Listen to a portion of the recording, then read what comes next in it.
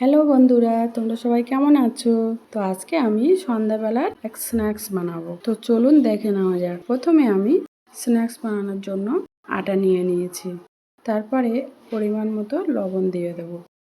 দিয়ে হাত দিয়ে ভালো করে মিক্স করে অল্প অল্প জল দেব। জল দিয়ে একটা ডো করে নেব। তো ডোটা আমার হয়ে গিয়েছে। এবারে একটু তেল দিয়ে ভালো করে মেখে নেব। মেখে ঢাকা দিয়ে রেখে দেব। তারপরে আমি দুটো আলু খোসা ছাড়িয়ে সিদ্ধ করে রেখেছিলাম। তো এবারে সেই সিদ্ধ করা আলু গ্রেট করে নেব।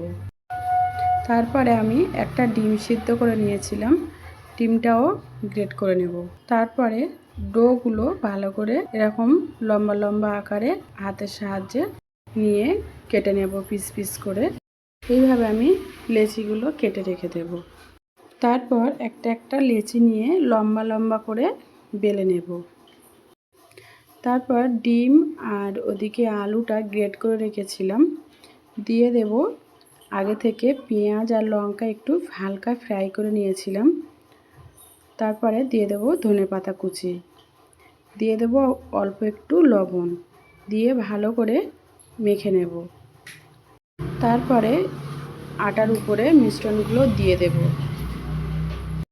তারপরে দুই সাইড থেকে ভালো করে এইভাবে মুড়ে নেব। তো আমার মোড়া হয়ে গিয়েছে। এবারে আস্তে আস্তে এরকম করে রোল করে নেব। এরকমভাবে রোল করে নিয়ে একটু চেপে দেব হাতে দিয়ে। এইভাবে সব একে একে করে নেব। নিয়ে একটা ফ্রাই প্যানে অল্প একটু তেল দিয়ে দেব। দিয়ে একে একে ওগুলো সব দিয়ে গ্যাসটা লো ফ্লেমে দেব, দিয়ে চাপা দেব। তারপর এক পিঠ হয়ে গেলে উল্টে উল্টে দিয়ে দেব। তারপর আমার স্ন্যাক্সগুলো রেডি। তো আপনাদের যদি ভিডিওটি ভালো লাগে কমেন্ট করে জানাবেন।